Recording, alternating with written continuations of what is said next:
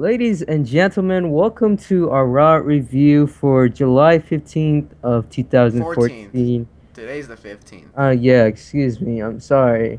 Uh, so, well, of course, we are the Wrestling Marks. My name is Alvin Alpha, and right here, my partner, my broadcast partner, Broadcast Giovanni. partner. So, we're gonna be talking about Raw. Okay, yay, right? So, Yeah, yeah, Monday so, Night yeah. um, I'd say the show is pretty average, but coming to start of the show, we had John Cena coming out, and I was kind of disappointed that the Authority didn't come out, because like I heard they were returning today, so I thought they were gonna come back and just have their typical Authority promo, but we only had little segments, but we'll talk about that later. So Cena came out, and he basically had like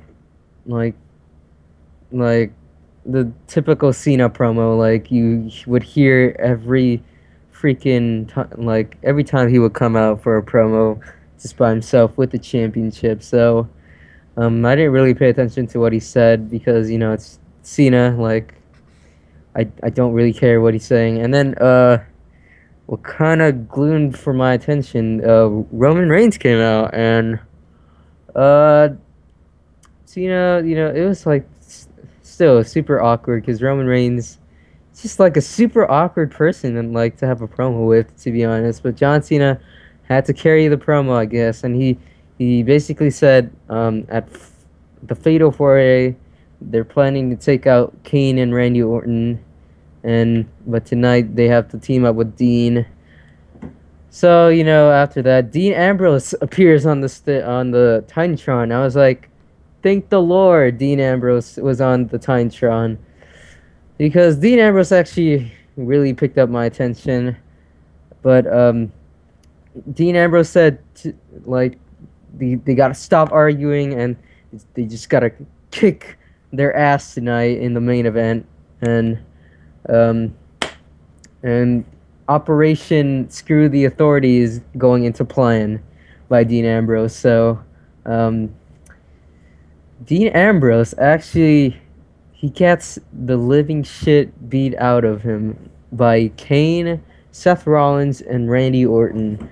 And God, was it so bad. But my favorite part of the segment was when they beat his ass. Like they slammed Dean Ambrose to the garage door and everything, like to the walls. And Ambrose was on the floor, and he was like, "Is that all you guys got?" And I was like, "Oh, that's so fucking badass." So I thought that was super When cool. he said that, I knew he was dead.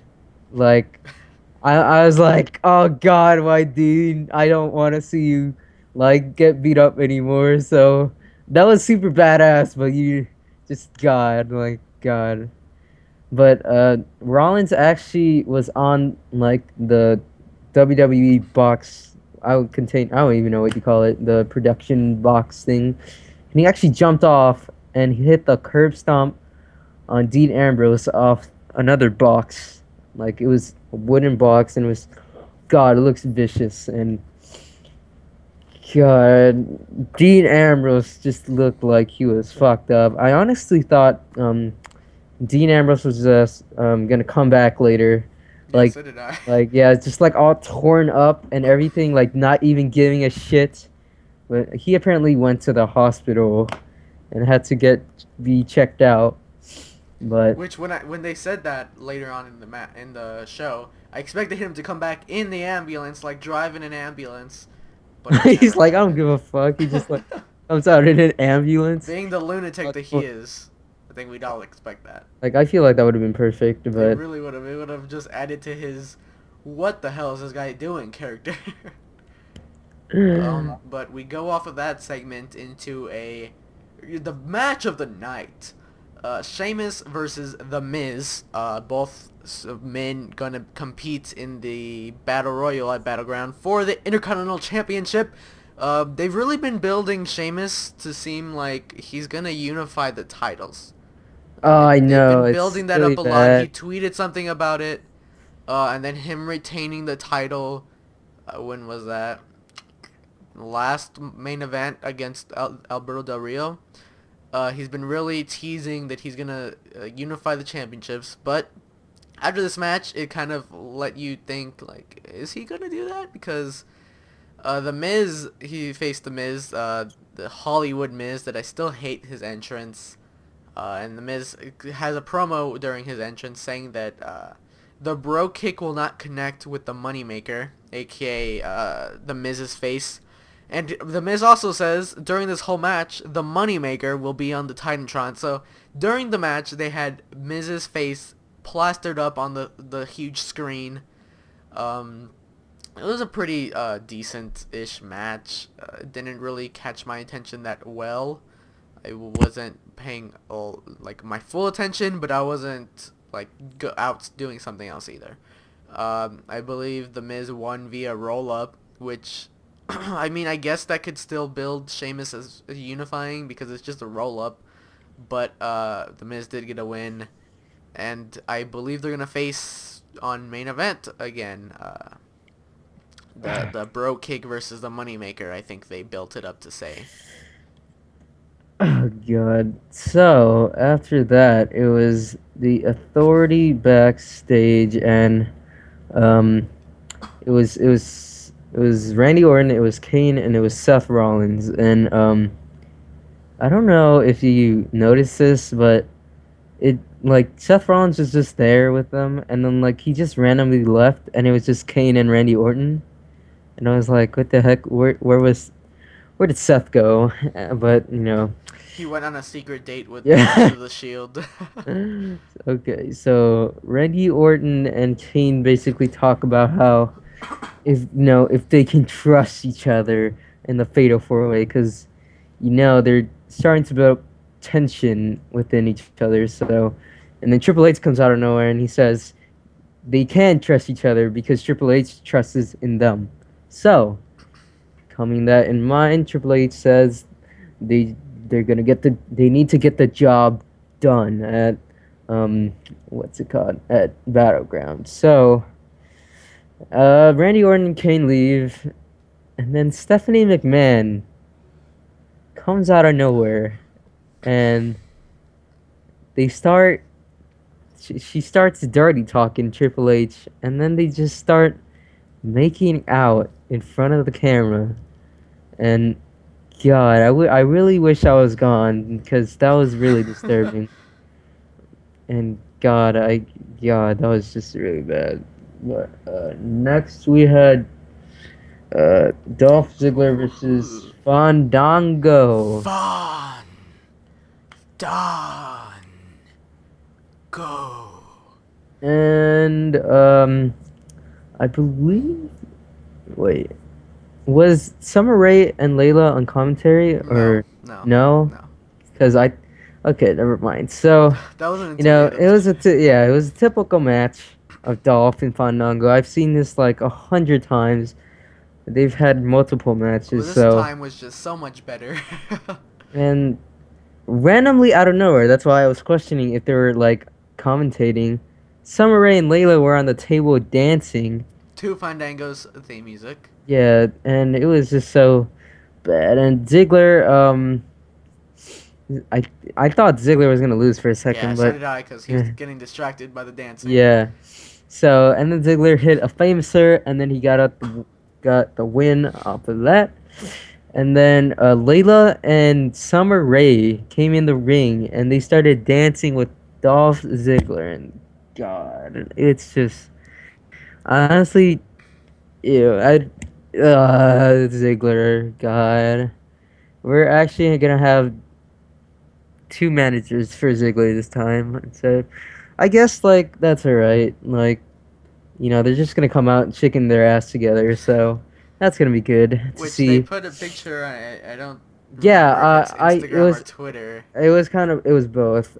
Yeah, they put a picture where they were backstage all together, and Layla and Summer Rae were literally just grabbing Ziggler's ass, and it was like, that is the most awkward picture like I've That ever is seen. not PG. That is not. Thank God they didn't show it. Like, God, of course they couldn't show.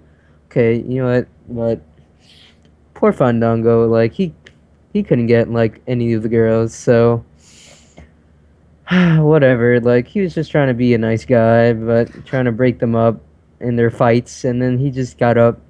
He ended up lonely.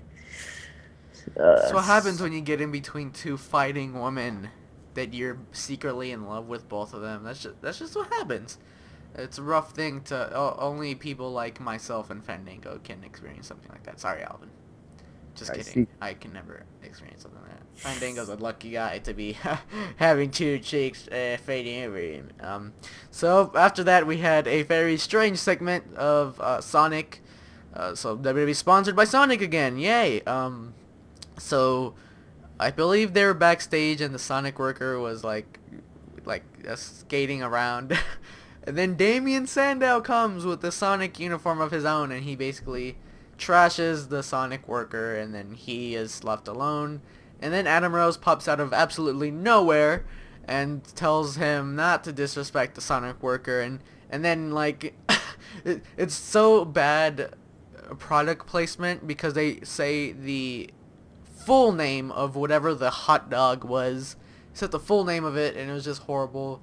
And then I don't even remember what happened at the end. Like Damien left, I believe, and then Adam Rose left, and then they zoomed into the cup that said Sonic, which was just horrible product placement. It's just no, please. But after that, we had what was supposed to be, I believe, a match with the Usos. The Usos were making their entrance as always. They got done with the Samoan stuff, but then once they're walking down the ramp, they get attacked by the Wyatt family, Eric Rowan and Luke Harper. And then they get pushed into the ring, and they basically kill the Usos. And I don't know who, but one of the commentators mentions that at Battleground it is going to be a 2 out of 3 falls match between the two teams for the championships. So just trying to build up that match again. The Wyatt family takes out the Usos, and after a great segment after. World War III. Nah.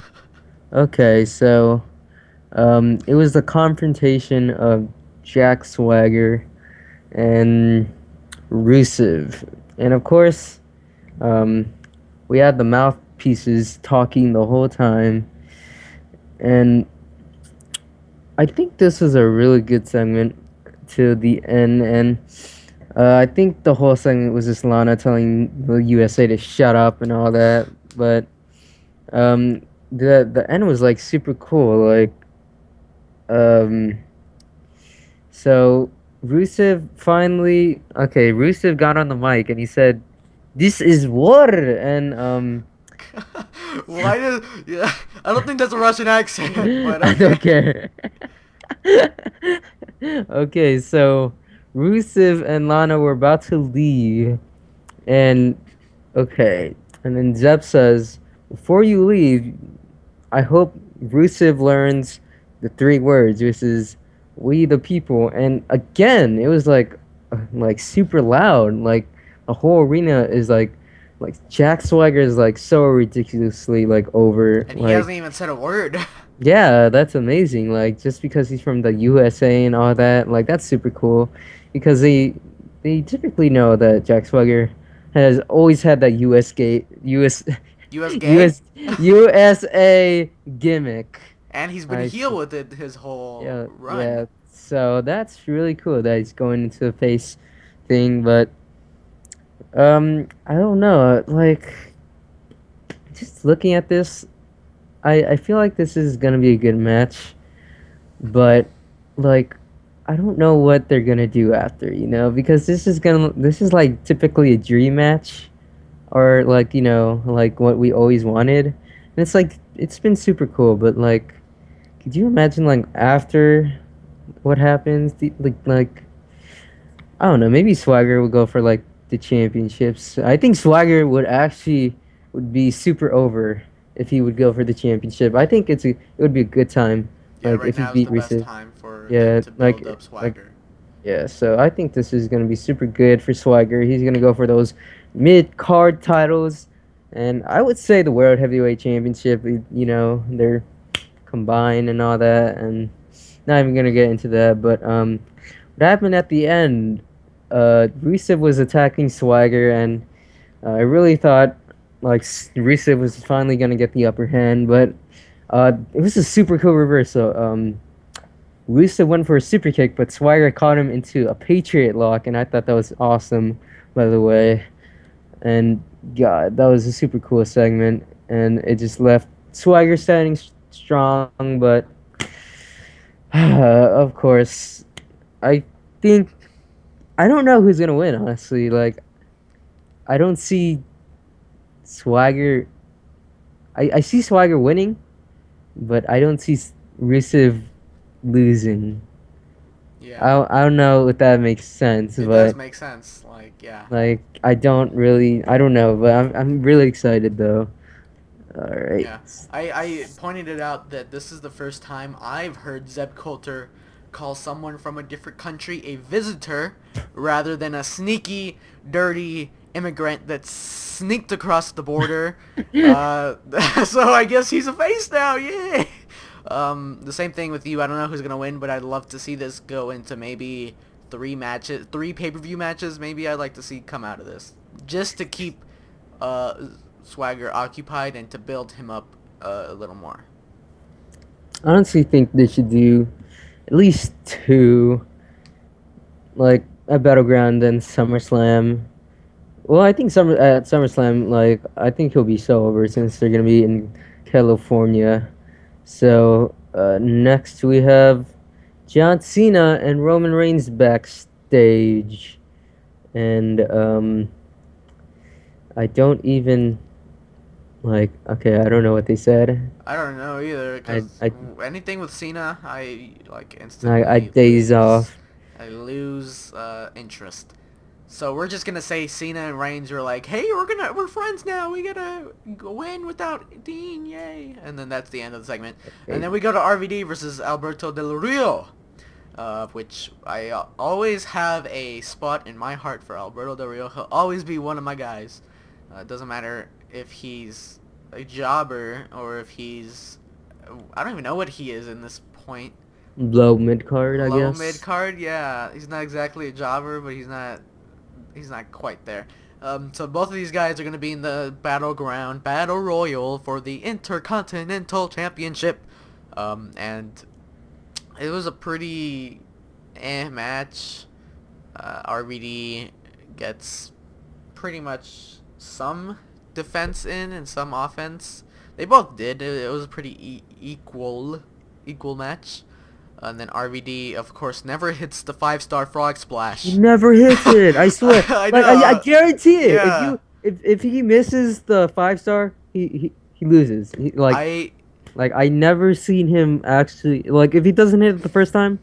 He's since gonna lose. since his return, I don't think I've ever seen him hit that move. But he misses that, and I think did he tap out to the crossarm breaker? Yeah, he did. He did. Like He crossarm breaker. He tapped out. I wouldn't be surprised if RVD's 5-star frog splash fetish gets him eliminated from the Battle Royal. I could see him going up to the top rope and then getting pushed off, and once again missing that. Okay. Huh? He only rather hits it like if he goes for it once, or like if he's on the top rope and the guy comes to him, he could hit it. But like if he goes for it and jumps and crashes to the ground, he misses. Like he's gonna lose. Like I've noticed done. that. I've noticed that a long time ago, especially when he was facing Wade Barrett. Yeah. With Wade Barrett, that kind of really was pointed out that if he misses that frog splash, it's probably over in the next 1 or 2 moves. So Del Rio got the win, and then he went over to the titles, or the title. I'm sorry, title. And he basically is like hugging it, but not hugging it because he's not touching it. I guess there's a rule that you can't touch the title in this instance. But he was matching the title. His tights were white and gold, and the championship is white and gold. So why not give Del Rio the title? Just give Del Rio the title right now, and then it will be. Okay, so next we have Nikki Bella versus Alicia Fox and Cameron, and I believe on WWE.com they called him the Foxodactyl. Ew. The Foxodactyls. God. So Nikki Bella versus the Foxodactyls, and Of course, I did not pay attention to this either. Like, I know I'm supposed to pay attention to the show and be super focused, but like, it's when it's just Nikki Bella just getting screwed over, like, like If I you see Nikki Bella in the ring, you basically know the outcome of the match. She's so gonna lose because of the she did authority. lose, and I don't know how she lost because I don't give a damn. But I really want to talk about what's next. We have Oh, hoo, hoo. they announced. Probably the thing Sting. everyone Yeah. watching was waiting for. So Sting was officially announced for uh, 2K14 for pre-order, and I didn't really, I wasn't surprised that he was on pre-order only, but I would buy him though. Like honestly, I would buy him. I feel like I think he'll only be like a buck if you buy him on the shop or whatever they give you If on. they make that available, I know that But like stuff with that, it takes a while. Since they promise it as a pre-order exclusive, they usually wait a while before they put it yeah, up but available. But honestly, like I would rarely use Sting. I would just want him in the game. that's Just true. Just having it in the game would just make you be like, oh, I have Sting in the game. so, It's no different from like downloading a created Sting, but hey, but it's a big deal because Sting's never been in a WWE game. Uh, yeah, which is super cool. yeah, And and this is the new thing so that's going on.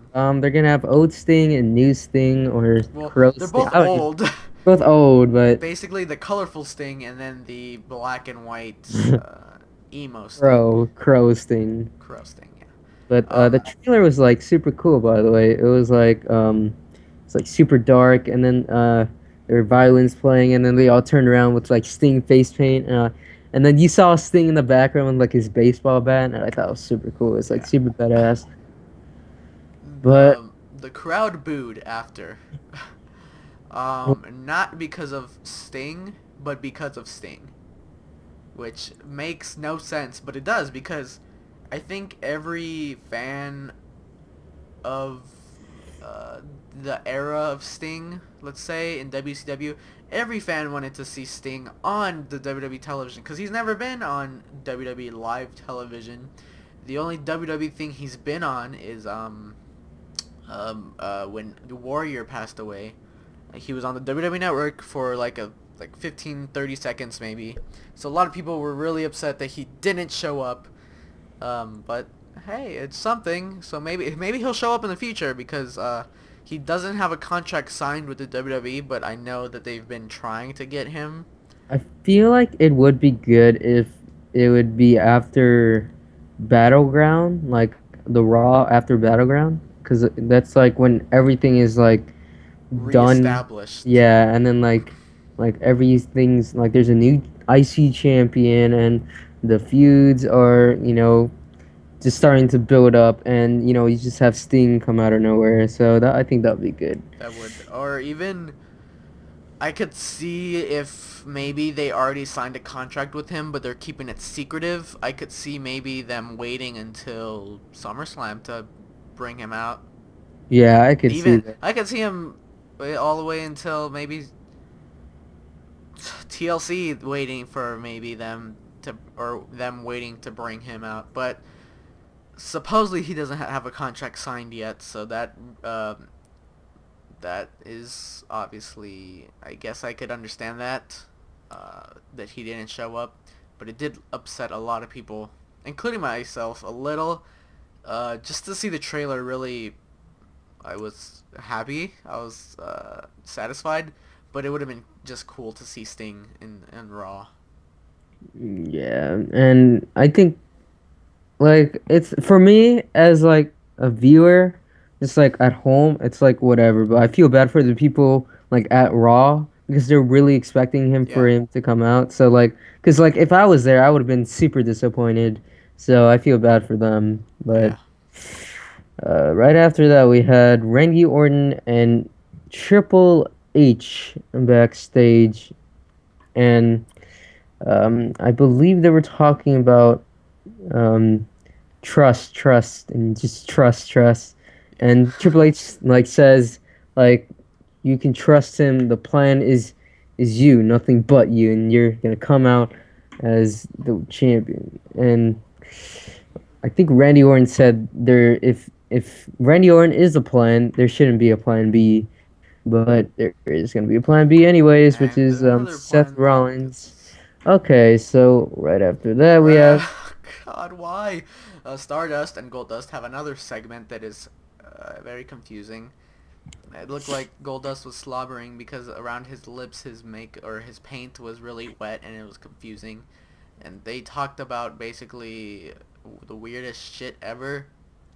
Um, and then Goldust did his little his breathing thing, and then Stardust did his cat impression. And then Stardust blew glitter into Goldust's face, and it's just, oh, these segments are getting weirder and weirder as time goes by. But after we had Cesaro versus Big E with Kofi Kingston at Big E's side, and tonight Cesaro was alone, and Paul Heyman was not with him, even though Paul Heyman was in the building. So Cesaro, last week, or was it last week, or was it? what? Yeah, I think it was last week that he lost to Kofi, right? Yeah, it was actually 2 weeks straight. Oh, Two 2 weeks weeks. straight he lost to Yeah. Kofi? Yep. Wow. Okay, so after 2 weeks straight of losing to Kofi Kingston, how could you expect Cesaro to win to Big E when Kofi Kingston is at the side? So this match was pretty eh. But it came down to Cesaro getting angry and frustrated, and without Paul Heyman to keep him calm, he went out the ring and grabbed a chair and tossed it at Kofi Kingston, and he grabbed another chair. He was gonna use it he was gonna use it on Big E. Oh god, my throat's starting to get dry as I speak. But he was gonna use it on Big E, and he pulled it back to hit him. But Kofi Kingston comes and snatches it away, causing Cesaro to lose to the big ending. And God, I know you weren't too happy about that ending. No, I'm not. I'm really not. I'm a big supporter. Like I don't like this aggressive Cesaro. Like it's not even like it's all right that they're trying to do something, but it's not working. Like why can't you just do something else? Like you could have just let that Kofi Kingston thing alone and just or like okay, look, they need to do something. Like I thought a long time ago, like Cesaro, like was gonna win the IC championship, but then after the 3 weeks, he's been losing to Big E and Kofi Kingston twice in a row. Like I don't even know if Cesaro is gonna win anymore. And at this point, I feel like the only people I think is gonna win is Dolph Ziggler, Sheamus, or Alberto Del Rio. Like at this point, I feel like that's all. That's all I think they're gonna win, and I don't know if Cesaro's gonna win. If Cesaro wins, it's gonna be a big comeback. If hopefully he's gonna do better if he does win, but they just ruined Cesaro so much, man. Like they really have. You look at Swagger and he's like so over, and Cesaro, it's like I don't even know what happened. Cesaro was like the most over guy, like more over than Swagger, and then like I don't even know what happened in the past months. Like it's only been like 3 months since they broke up, and they just fucked up. Cesaro's like done now. Yeah. Everyone probably expected Cesaro to be the Shawn Michaels of the Rockers and expect Swagger to be the Marty Jannetty. But so far it's been the complete opposite. Cesaro's had such great momentum after Mania, but then WWE just killed it. I feel like it was just Paul Heyman, to be honest. Like Paul Heyman does nothing.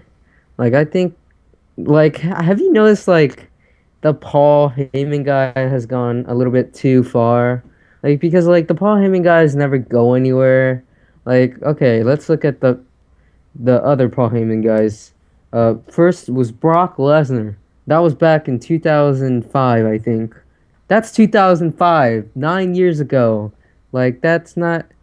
And then CM Even Punk. maybe even farther back than that. Yeah, Like yeah, yeah, it he's was. And that's like super old. So of course, like Brock was a big guy and all that, but And then CM Punk, he was already super over and like super big. So like I don't like you would think Paul Heyman would be helping these guys like go up more and go for I feel champ. like the reason they put him with Punk was to keep Yeah, people reminded of Paul Heyman. I guess. Well, he actually just came out of nowhere. But and then after that we had Curtis Axel as a Paul Heyman guy, and he's nowhere. He wasn't even Well, on the show. uh, on Talk is Jericho, as I told you, with Paul Heyman and Edge on it. Paul Heyman himself said that the only Paul Heyman guys are Brock and Punk. He said that those are the only guys ever advertised as Paul Heyman guys. Wow, that's pretty So, sad. Like Paul Heyman doesn't even remember the other guys. yeah, well, he said that, well, because they were talking about Curtis Axel, he said he never considered Curtis Axel a Paul Heyman guy because they never called him a Paul Heyman guy. And I don't, and not with Ryback either. I don't think Ryback was even with Paul Heyman.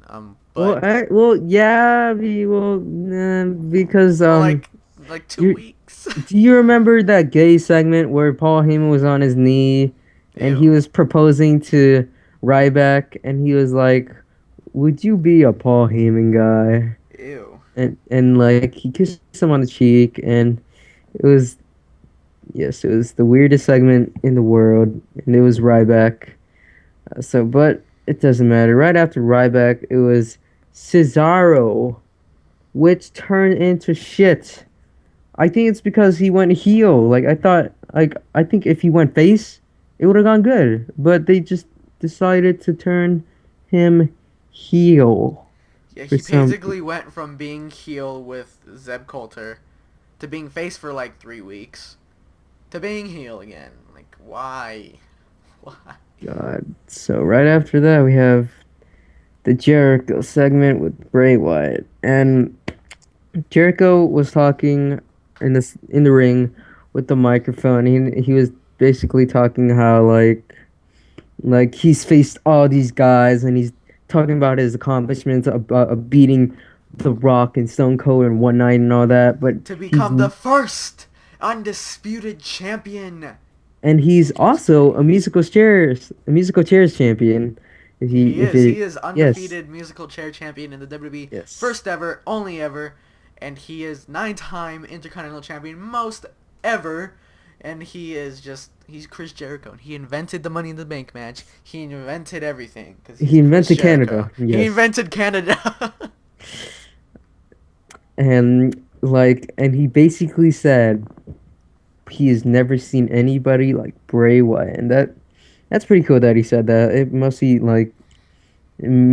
brings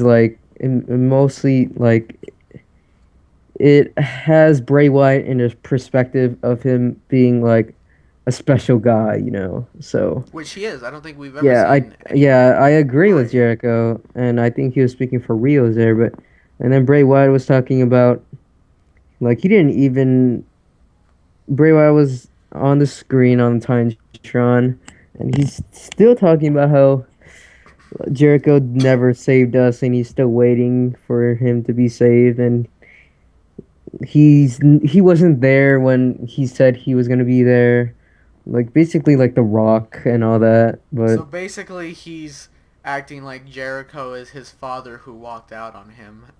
yeah, but what really ticked me off was that the crowd was starting to chant "boring," and I was like, "How is this?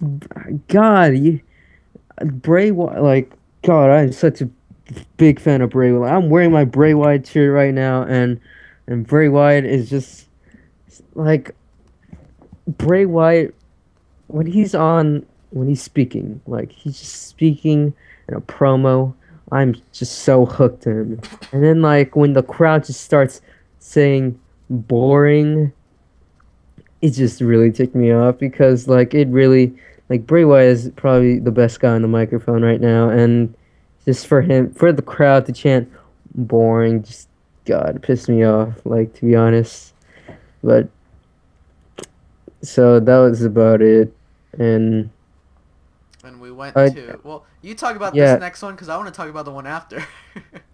Oh, okay. All right, all right, all right. Oh, actually, so after Bray was like finished Oh yeah, you talking, didn't even finish yeah, with this one.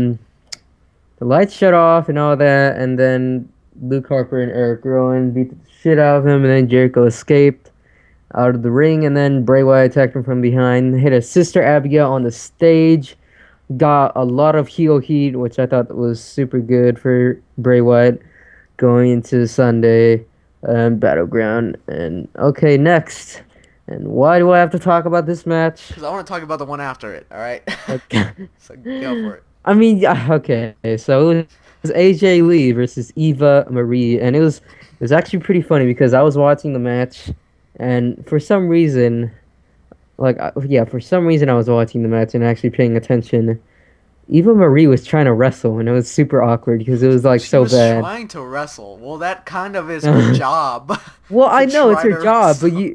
she's trying to wrestle, but you think it would be, I don't know, it's just so weird because she's just so bad at wrestling and like she can't even count right as a referee. So like I don't really expect her to wrestle good, but basically AJ Lee out of nowhere hit I mean locked in the Black Widow and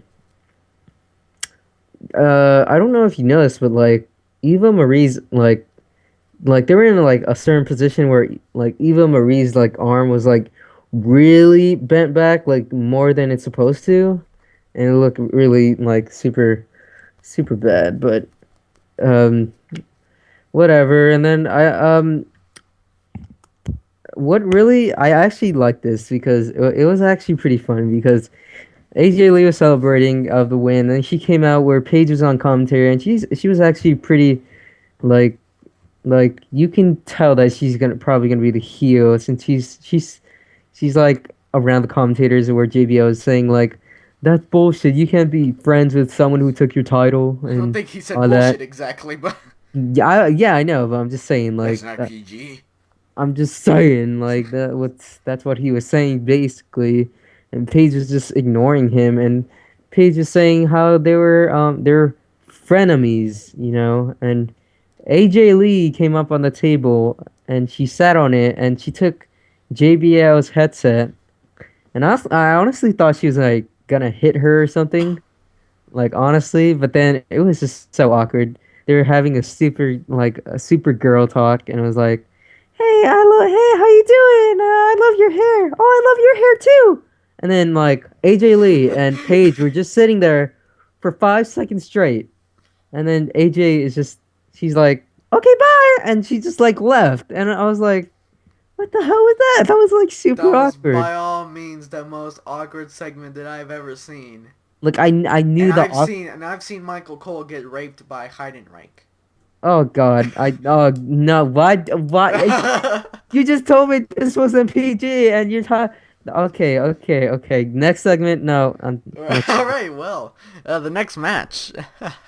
Bo Dallas is in the ring. He's talking about how he defeated El Torito last week and how El Torito has the even though he's a small guy, he had a big heart and he didn't give up in the match. But too bad, Bo Dallas is better. So then he offers an open challenge match to anyone in the back who thinks they have as big a heart as El Torito. And who walks out? The Great Khali. And when that happened, I was sure that the streak was over. This was the Brock Lesnar to the Undertaker streak, but it wasn't over. The match was basically Bo Dallas getting bullied most of it, and then they make their way outside the ring, and Bo Dallas hits a running Bo Dog on the outside of the ring using the ring apron as the what he would use as the rope in the ring. And then he wins via countout, right? Yes, the streak continues. 15 and Bo, right? Yeah, Right? 15 and Bo Dallas. Um, and then Bo Dallas goes outside to give his inspirational speech to Great Khali. But of course, the Great Khali is such a sore loser. He hits that chop to Bo Dallas's head, and Bo Dallas he falls back, and the facial expression Bo Dallas makes is just absolutely perfect. and so he basically walks away hurt and confused, and he doesn't even know how to do his own thumb pose. But the streak continues, guys. The streak continues. In a great match, the match of the night, the streak continues. Nice, nice, nice. All right. So next we I had said the streak continues like 5 times in like one sentence. nice, nice, nice. Okay, speaking of the streak, we have Paul Heyman and Triple H and Stephanie McMahon backstage, and um, Paul Heyman just comes in and he says, he likes the Plan B, but if he ever needs a Plan C, just tell Paul Heyman. So I guess Plan B was Seth Rollins all Yeah, along, right? everyone thought it was, well, we thought that it was Yeah, Brock Lesnar. Plan Plan Brock Brock Lesnar. Lesnar. Yeah, But but I guess Plan B was always Seth Rollins. so that really clears it up. I guess Plan C is Brock Lesnar now. Oh, does that mean Seth Rollins is gonna fail? Nah. Oh, Nah. maybe Okay. he'll just get attacked by Dean Ambrose. At the most. Okay, so next we have Ric Flair, who was announced earlier, and Ric Flair came out with Renee Young interviewing, and God, like, what? Ric Flair just gets so hyper, like, He was definitely drunk, I believe. and Renee Young was just, God, he was just flirting with Renee Young, like, throughout the whole segment, but, and then she finally asks us a question and says, "Who are you voting for in the Fatal 4?" And of course he says, "John Cena!" And that's it. He says, I'll tell you who's gonna win, Renee. It's gonna be the Nature Boy. I'm coming into the Fatal 4-Way. Woo! I'm gonna win the... Imagine if he said that because he was that drunk. That would be perfect. God, I I would love feel to like see he that would say match. that if Said he no one was ever. drunk. Like, I know he's not actually drunk, but what if he was I actually believe that drunk? he was actually drunk in that damn segment because he just went off about Virginia and this and that and... God. Oh, okay. And then Roman Reigns comes out, and I really thought he was gonna say something to Ric Flair, but he just shook his hand and I then he really walked thought away. Ric Flair was gonna get an ass beating. No, It didn't he's happen. like too old for that, man. That was like Yeah, he took five. like 2 bumps in a live event at Madison Square Garden like 2 days ago, and he busted Bray Wyatt wide open. You're telling me he's That was too his old? ring. That was his ring. God, what? No, but it's still his fault because he had the ring. And so you're telling me, see, he's not even throwing wrestling punches. He's throwing legit punches at Bray Wyatt. Then who does that? Old man. I was legitimately pissed off at this next thing that happened. Yes. Being John Cena made his entrance while Ric Flair was on the stage, and Ric Flair starts shaking and dancing and woo! And so Cena's out, and then he hands Ric Flair the championship. And Ric Flair is like, no, no, I can't take it. Okay, I'll take it. Like, what? Flair? What the hell, Flair? So Flair takes the damn title, and then John Cena runs down the ramp, and Flair leaves with the damn championship. And I really hope that's not the retiring of the big gold championship, of the World Heavyweight Championship. Because I'll be really mad. Because that's just bullshit. well, I think it's just gonna go to one title until they have the new logo, That like is... officially. Woo, that is I horrible. like I don't think they should have a new title, but I think they should at the same time because like they just had that. They just I think like they just got that title like last year. Then that A the little new more WWE than a champions. little more than a year ago. Like, yeah, maybe a year ago. Yeah, so I don't know if they're actually just gonna give up that belt, but it's whatever. New belt would be fine for me unless it's gonna be. I don't know. What if they I just would take like to this see. belt and then just put the new logo on it?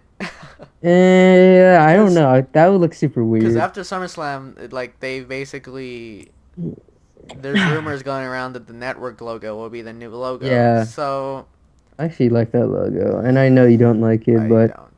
I actually want to see a championship without the logo being the main centerpiece, because only started in like 10 years ago. Like, I know that sounds like a big long time, but in wrestling, in the WWE talk, 10 years ago isn't that long ago. Or, yeah, it's not that long of a time. It's only been 10 years since the WWE Championship has had the WWE logo be the big-ass centerpiece. So I think it's not...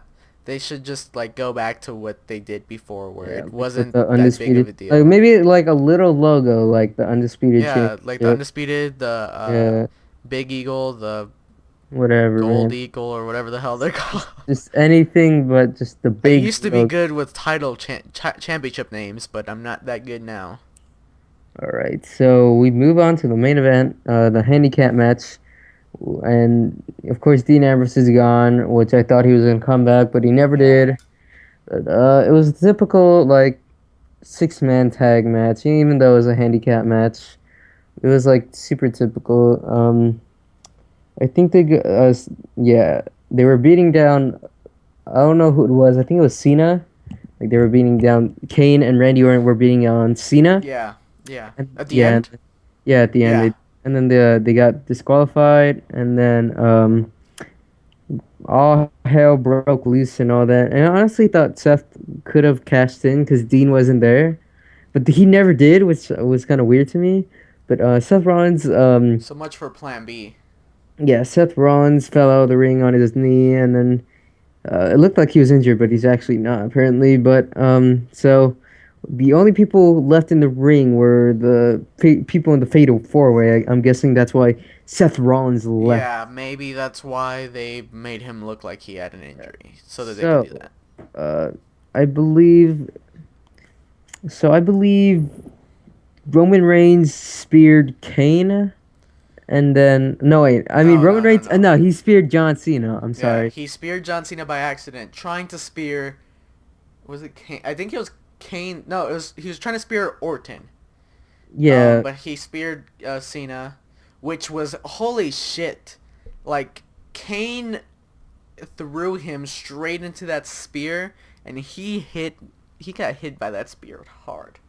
Like yeah. I No, don't that care was what you really. say. Oh, it just looked like that because it's wrestling. No, that was a damn shoulder to a gut thing right there. Yeah, so I believed Roman Reigns went down by Kane, and then Randy Orton hit an RKO on Kane, and then I really thought Randy Orton was gonna be like the end of the show, Yeah, me like, too. and then like of course Roman Reigns out of nowhere just had to get up and just spear Randy Orton, and then ooh raw, and then all that shizzle, and then Roman Reigns of course has the upper momentum or the last momentum or until SmackDown, but I But don't who really. watches SmackDown? Yeah, so Ugh. So so that's it. that's it. That wraps up that show. The last Raw before Battleground, so the go home show pretty much for Battleground. We have some good matches set up for Battleground. We'll talk about those in different videos maybe. So what do you give this on a rating system, Alvin, of 5 being average show and 10 being amazing and 1 being absolutely garbage? 4.5. 4.5. I give this a 4. I'll give it a 4. All right. I was about to give it a 3, but I was like, Sting. Yeah. Sting. Yeah, I'll give it a 4. Maybe no, I'll leave it at 4. So yeah, anything else to add, Alvin? No. Alright then, that concludes this video. Like always, let me go into this long outro. If you enjoyed this video, please leave a like. It shows your support and it helps us realize who likes our videos and who doesn't. Leave a comment on maybe something you thought about this show that we didn't exactly talk about, and leave a comment on your predictions for Battleground, and we'll be doing a video for that soon, hopefully, maybe. Maybe we will, maybe we won't. So if you haven't already, please subscribe. That'll really help us and know who likes watching our videos. And if you already subscribed, thank you. Leave a like if you're subscribed. And follow us on Twitter if you don't have a YouTube and you don't want to make a YouTube, but you want to keep updated with when we upload, because I do tweets out when I upload, or when we upload. It's twitter.com/xxomgxx is mine, and Alvin's is twitter.com/alvinalpha. I think that's all for this week, and thank you for watching.